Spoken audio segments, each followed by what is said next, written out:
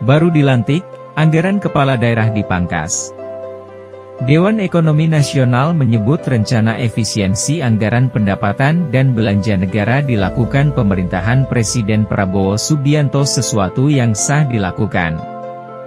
Ide efisiensi agar ruang gerak fiskal lebih longgar. Efisiensi juga dilakukan oleh negara lain, baik itu negara tetangga seperti Vietnam hingga negara maju, Cina dan Amerika Serikat. Langkah itu dilakukan untuk mengamankan kondisi fiskal dalam negeri di tengah ketidakpastian ekonomi global. Iya, pengetatan anggaran ini kan kaitannya membidik atau menyasar kepada program-program yang selama ini dianggap ada pemborosan di dalamnya. Cuman yang belum diberitahukan kepada publik dari pemerintahannya Pak Prabowo ini, bagaimana cara mengatasi dampak dari pengetatan anggaran itu. Misalnya ambil contoh begini, anggaran untuk Badan Riset dan Inovasi, ya, BRIN ya, yang dari berapa itu 5, sekian triliun, kemudian dipangkas, dipapras jadi hanya sekitar 3, sekian triliun gitu kan. Nah, ini kan dampaknya kemudian kepada agenda penelitian selama 2025 gitu kan. Apakah agenda riset yang telah dilakukan oleh BRIN gitu ya, terutama riset-riset lapangan itu akan berjalan. Tapi di satu sisi sebenarnya pemangkasan ini sendiri harus bisa mendorong masyarakat atau warga bagaimana caranya survive dengan anggaran yang ketat. Nah, itu anggaran yang minim gitu. Bagaimana cara survive dengan anggaran yang minim. Kalau itu sudah misalnya keputusan dari pemerintahan Prabowo dan sekaligus juga diamini oleh DPR RI gitu, ya dampaknya memang akan sangat terlihat pada bulan-bulan mendatang gitu ya. Nah, cuman bagaimana caranya mengatasi dampak itu? Nah, ini saya belum melihat secara lengkap ya, saya belum membaca secara lengkap apa kira-kira yang telah dipersiapkan oleh pemerintahannya Prabowo. Presiden Prabowo Subianto menerbitkan Instruksi Presiden Nomor 1 Tahun 2025 tentang efisiensi belanja dalam pelaksanaan APBN dan APBD tahun anggaran 2025. Prabowo memerintahkan pemangkasan anggaran pemerintah sebesar Rp306,69 triliun. Prabowo memerintahkan kepada Menteri, Panglima TNI, Kapolri, Jaksa Agung, Kepala Lembaga Pemerintah Non-Kementerian, Pimpinan Kesekretariatan Lembaga Negara, Gubernur, dan Bupati Wali Kota melakukan efisiensi anggaran di berbagai sektor. Tujuan pengetatan anggaran salah satunya untuk program prioritas makan bergizi gratis. Menurut saya penting makan bergizi gratis itu. Karena kalau kita perhatikan, selama 10 tahun di bawah pemerintahannya Pak Jokowi, angka-angka stunting itu, ya, itu selalu tinggi di beberapa daerah, ya. Tapi ya hanya berhenti di angka-angka. Bagaimana strategi untuk mengatasi stunting, gizi buruk, gitu. Ini yang sangat penting sebenarnya. Salah satu cara untuk mengatasi gizi buruk itu, ya harus dengan memberikan makanan bergizi gratis ya, makanan yang bergizi kepada masyarakat. Kalau misalnya ya masyarakat didorong untuk menemukan kira-kira inovasi-inovasi atau pemerintah daerah didorong untuk mengembangkan inovasi layanan publik untuk mengatasi stunting seperti yang telah dilakukan oleh pemerintah daerah di beberapa daerah selama ini gitu ya. Ternyata hasilnya juga kita lihat hanya sesaat gitu. Tapi kalau program ini program makan bergizi gratis dan berkelanjutan, saya kira itu nanti dampaknya baru bisa kelihatan kira-kira pada tahun depan atau beberapa tahun ke depan.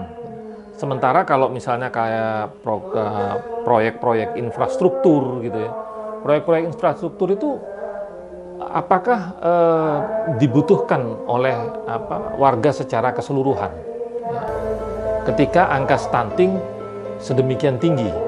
Nah, di sini saya kira pertimbangan kenapa program-program makan bergizi gratis ya yang dianggap oleh banyak orang ini program kok sepertinya hanya sesaat gitu kan. Tapi sesungguhnya kalau kita lihat ya asupan gizi yang prima terutama kepada balita dan remaja ya, itu memang sangat dibutuhkan untuk mempersiapkan mereka memasuki tahun 2030 dan 2045 gitu. Pondasinya harus dari sekarang. Nah, sementara kalau kita lihat proyek-proyek infrastruktur, itu kiranya sudah cukup memenuhi, ya, terutama infrastruktur yang menghubungkan beberapa daerah-daerah yang berpotensi untuk melakukan generating ekonomi. Kepala daerah akan dilantik tanggal 20 Februari. Usai dilantik, akan ada beban tugas sangat berat yaitu terbatasnya anggaran yang sudah dipotong. Kepala daerah yang harus menuaikan janji politik, pasti tidak bisa tidur nyenyak. Apalagi para pemilih sudah menunggu program yang menguntungkan bagi kelompoknya. Kepala daerah setelah dilantik 20 Februari nanti, itu harus betul-betul menyesuaikan ya, pemangkasan-pemangkasan anggaran dengan membuat skala prioritas. Selama mereka berkampanye di daerah-daerah, itu kan mereka membuat visi misi dan program kan yang ditawarkan kepada warga daerah kan agar mereka terpilih. Setelah mereka terpilih, lalu kemudian ada kebijakan pemangkasan anggaran, maka yang harus dipikirkan oleh kepala daerah adalah prioritas apa yang paling utama di daerah-daerah tersebut. Taruhlah misalnya di beberapa daerah yang angka stuntingnya makin tinggi, masih tinggi gitu ya. Maka yang bisa dilakukan adalah berusaha untuk anggaran makan bergizi gratis itu, input untuk anggaran makan bergizi gratis itu tidak semata-mata mengandalkan dari pemerintah pusat, tapi juga bagaimana pemangku kepentingan yang ada di daerah juga ikut diajak untuk memenuhi kebutuhan penyelenggaraan program makan bergizi gratis, gitu kan. Nah, adaptasi, kuncinya itu adaptasi. Jadi adaptasi terhadap situasi yang baru, yaitu situasi yang penuh dengan penghematan. Gitu. Nah, kalau misalnya kepala daerah hanya berpikir bagaimana mengembalikan modal yang telah mereka keluarkan selama masa mereka kampanye gitu ya, maka dia akan kesulitan untuk beradaptasi dengan program-program yang sudah ada di dinas-dinas, program-program yang sudah ada di badan atau dinas di daerah tersebut gitu. Tapi kalau misalnya dia mampu beradaptasi dengan melihat kira-kira peluang-peluang yang lain yang di luar dari APBN atau APBD yang bisa menghasilkan program-program menopang program-program prioritas gitu ya, maka adaptasi yang dilakukan oleh pemerintah daerah itu akan berhasil kelak nanti pada waktu di akhir tahun anggaran gitu. Biasanya kan bulan-bulan September, Oktober, November kan gitu. Dalam kondisi terbatas anggaran ini, kepala daerah yang hendak balas budi terhadap mereka yang telah mendukung tidak harus dilakukan di tahun yang sama. Bisa dilakukan dengan bertahap, sepanjang perjalanan 5 tahun masa kepemimpinan. Kepala daerah harus lebih selektif terhadap program agar mencegah kebocoran dan lebih efektif anggaran. Kebocoran atau korupsi di daerah itu sebenarnya tidak bisa dihindari karena kenapa? Itu pangkalnya kepada sistem. Ya, kebocoran-kebocoran itu bukan hanya semata-mata karena personal, tapi sistem diantaranya pengawasan, lalu kemudian implikasi dari pengetatan anggaran, pembuatan skala prioritas program di daerah, ya, itu yang harus dipikirkan betul. Dan bagaimana model pengawasan sehingga prioritas program itu bisa berjalan gitu. Nah, kalau misalnya harus balas jasa, harus balas budi kepada mereka yang telah mendukungnya untuk menjadi kepala daerah, maka kepala daerah yang sudah terpilih itu juga harus memperhatikan pengimbangan antara balas jasa tersebut dengan prioritas program yang bermanfaat bagi masyarakat daerah di tengah kondisi pengetatan, pemangkasan gitu. Meskipun ada pemangkasan, meskipun ada pengetatan, tetap saja kalau kita perhatikan program-program prioritas di beberapa sektor, misalnya kesehatan atau pendidikan daerah gitu ya, itu akan selalu ada dan dibutuhkan karena masyarakat sangat membutuhkan ini ya, beneficiaries dari program layanan di bidang pendidikan, di bidang kesehatan atau administrasi kependudukan. Ini kan beneficiariesnya kan masyarakat. Kalau misalnya ada pengetatan anggaran di sektor-sektor seperti itu, maka pengetatan anggaran itu bukan berarti mereka tidak bisa melakukan bidding. Mereka tetap akan bisa melakukan bidding program-program untuk ditawarkan. Nah, disitulah mereka yang telah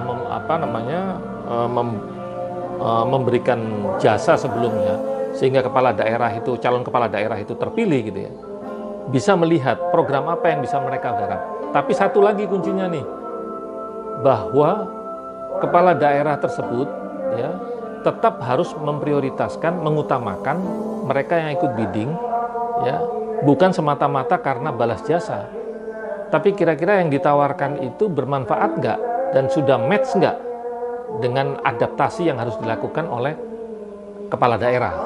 Kuncinya ada di situ. Efek domino dampak pengetatan anggaran dinilai pasti terjadi. Mulai tantangan jumlah pengangguran bertambah, lebih banyak PHK hingga daya beli masyarakat menurun. Tantangan pemerintah Prabowo harus memiliki jalan stimulus yang bersifat emergensi di saat terjadi masalah ekonomi. Nah, kalau kita perhatikan, apakah pengetatan anggaran ini itu berdampak terhadap semua yang harus diterima oleh ASN di daerah? Ya, kalau persoalan PHK, persoalan yang lain-lain itu biasanya kaitannya dengan perusahaan, ya kan? Kalau misalnya perusahaan ini perusahaan outsourcing, ya, yang biasa dipakai oleh pemerintah daerah, gitu ya, mungkin akan berdampak ke perusahaan outsourcing tersebut, gitu. Tapi seorang kepala daerah yang bijak, ya, dan dia tahu strategi untuk beradaptasi dalam situasi pengetatan anggaran, maka dia akan bisa memberikan kira-kira terobosan apa yang bisa ditawarkan kepada perusahaan-perusahaan yang menjadi rekanan pemerintah daerah, perusahaan-perusahaan outsourcing tersebut, gitu.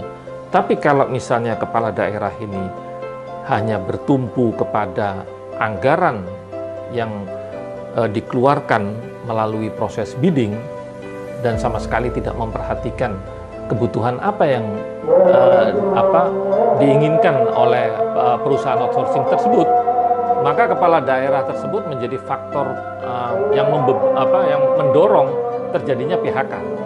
Tapi kalau ada terobosan yang diberikan oleh pihak kepala daerah, ya, termasuk juga dinas di dalamnya, bagaimana caranya mengatasi perusahaan-perusahaan outsourcing itu agar tidak terjadi PHK, gitu ya, maka kemungkinan besar PHK ini tidak terjadi meskipun ada pengetatan anggaran. Instruksi ini tentu menjadi tantangan bagi pemerintah daerah yang baru dilantik. Bagaimana jalan tengah stimulus dan ide kreatif kepala daerah agar menjaga masyarakat di lapisan bawah atau rentan bisa terkurangi bebannya? Saya tadi katakan, yang paling penting dari respon kepala daerah kepada pengetatan anggaran ini adalah, pertama, sampai sejauh mana kepala daerah mampu beradaptasi terhadap situasi pengetatan anggaran. Yang kedua adalah strategi apa yang mau diterapkan atau dipraktekkan oleh kepala daerah tersebut agar program-program pemberdayaan masyarakat itu tetap berjalan walaupun dana minim. Misalnya dengan mengajak serta, ya, perusahaan-perusahaan yang ada di daerah, UMKM yang ada di daerah, ya, untuk bersama-sama misalnya membiayai atau mendanai berbagai kegiatan pemberdayaan masyarakat. Kalau untuk pemberdayaan UMKM, mungkin akan bisa dicari cara baru, ya, menghubungkan antara UMKM, ya, yang ada di daerah itu dengan perusahaan-perusahaan besar, dengan misalnya BUMD yang dimiliki oleh provinsi, misalnya itu. Taruhlah misalnya, bagaimana caranya mengembangkan UMKM di tengah pengetatan anggaran daerah di suatu daerah di Jawa Timur misalnya. Mungkin Bank Jatim akan lebih didorong oleh gubernur, ya, berkolaborasi dengan kepala daerah menciptakan suatu ekosistem baru, ya, pemberdayaan UMKM itu, ya, dengan melibatkan Bank Jatim yang selama ini kan sudah berjalan itu kan, ya, itu lebih ditingkatkan lagi. Bank Jatim tentunya punya terobosan-terobosan baru, gitu, yang bisa digunakan untuk merangkul perusahaan-perusahaan lain untuk ikut melakukan pemberdayaan itu di tengah pengetatan anggaran. Yang diketatkan di anggaran ini kan dari APBN, gitu kan.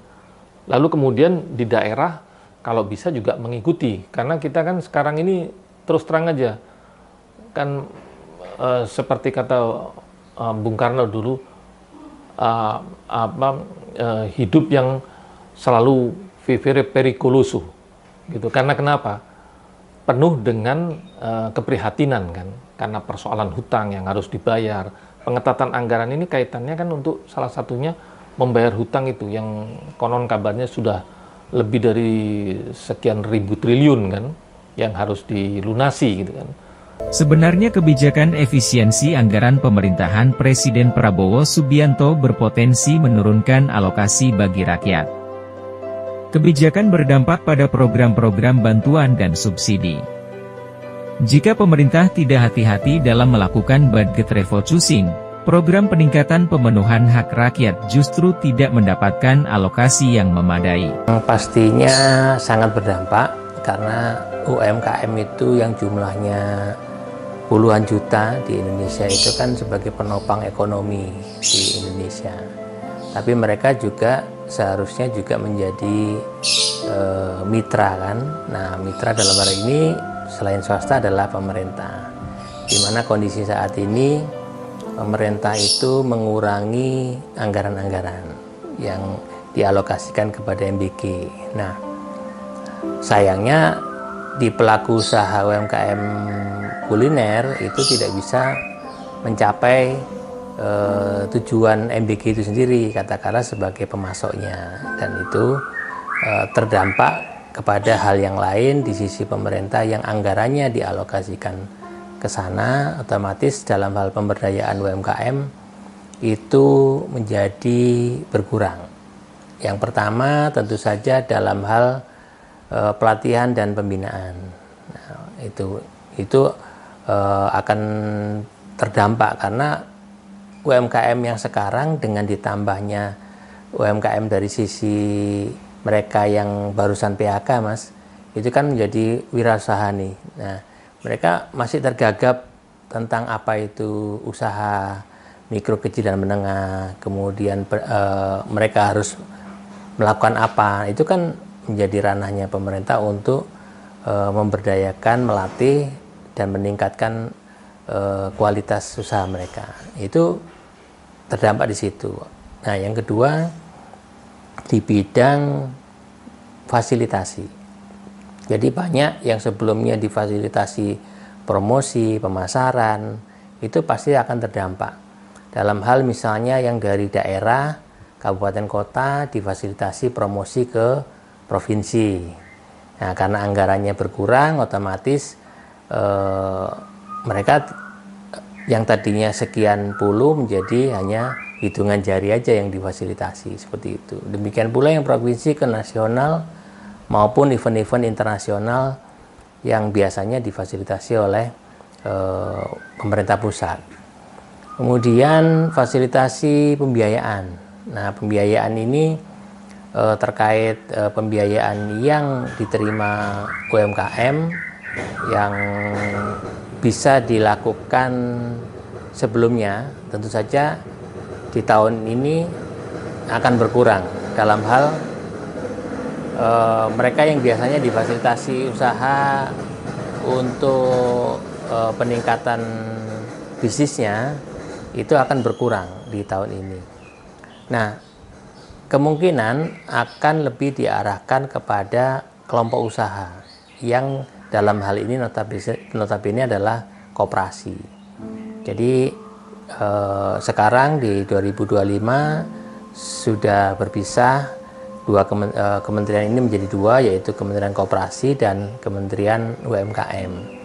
Nah, di pencapaian pembiayaan itu sekarang lebih khususkan lagi kepada kelompok-kelompok tadi, yaitu koperasi atau BUMDes atau BUMDesma dan sebagainya, sehingga para pelaku usaha yang perseorangan itu akan banyak terkurangi fasilitasnya. Kebijakan ini juga bisa mempengaruhi pelaku usaha mikro, kecil, dan menengah. Juga akan berpotensi terjadinya stagnasi ekonomi di sektor-sektor usaha yang terdampak dari agenda efisiensi. Pemerintah perlu mengantisipasi dampak negatif bagi sektor usaha yang terhubung dengan industri tersebut. Apalagi saat UMKM yang menyerap banyak tenaga kerja tumbuh, sementara daya beli masyarakat sedang turun dampak PHK massal di beberapa sektor. Tentu saja sekarang ini sudah menjadi hal yang mutlak UMKM itu melakukan inovasi di teknologi. Mereka harus mengoptimasi lagi laman digital mereka, sosmed mereka, ataupun marketplace mereka, karena tanpa effort ke situ itu sudah tertinggal. Artinya pasar ini sekarang sudah menjadi dimudahkan oleh teknologi.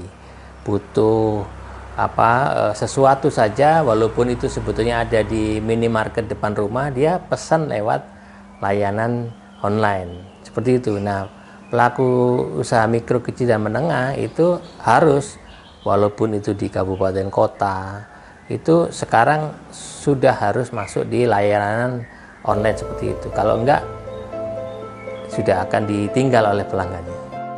Perbankan pasti memiliki strategi saat sektor UMKM sedang lesu. Salah satunya dengan lebih berhati-hati dalam penyaluran pembiayaan, hingga ekonomi secara nasional kembali pulih. Cara perbankan tidak mengambil risiko NPL, maka sektor UMKM akan mencari solusi pembiayaan lain meskipun beban bunga yang lebih besar. Saat inilah, lembaga pinjaman online dan sejenisnya akan kembali punya tempat di hati UMKM. Di pengumuman dari pemerintah itu tentang penghapusan hutang UMKM itu sedikit melegakan, tapi di sisi lain juga memberikan kekhawatiran bagi UMKM itu sendiri, bagaimana dia menyiapkan usaha perseorangannya itu menjadi capable di mata pembiayaan, artinya entah itu perbankan maupun non perbankan. Nah, sekarang itu sudah makin banyaknya layanan pembiayaan digital. Nah, itu bisa diakses oleh pelaku usaha perseorangan, tapi hati-hati tentang nantinya akan ada aplikasi-aplikasi yang mengarah ke pinjol, seperti itu. Nah, bagaimana itu bisa tersaring dengan baik? Tentu saja pelaku UMKM itu harus berkelompok. Dia tidak bisa kemudian menafsirkan sendiri, kemudian akhirnya bekerja sendiri-sendiri. Sekarang ini sudah tidak